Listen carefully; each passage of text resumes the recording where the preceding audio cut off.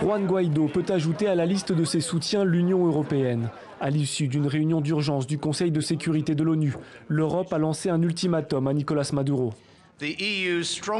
L'Union européenne demande avec force la tenue urgente d'élections présidentielles libres, transparentes et crédibles, en accord avec les standards démocratiques internationaux et la Constitution du Venezuela.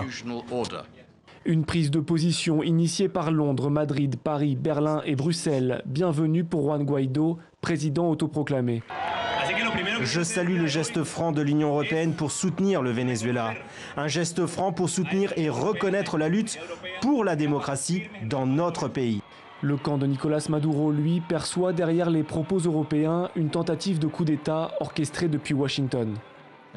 Les États-Unis sont à l'avant-garde de ce coup d'État. Ils dictent les ordres, pas seulement à l'opposition vénézuélienne, mais aussi à leurs satellites dans la région et en Europe.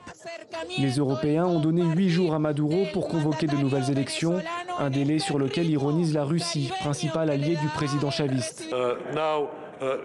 J'ai entendu l'Union européenne parler de ce délai absurde de 8 jours. Je me demande quel génie ridicule a inventé cette formule. L'Union européenne n'est toutefois pas unanime sur la question vénézuélienne. Certains de ses membres, comme la Grèce, soutiennent toujours Nicolás Maduro.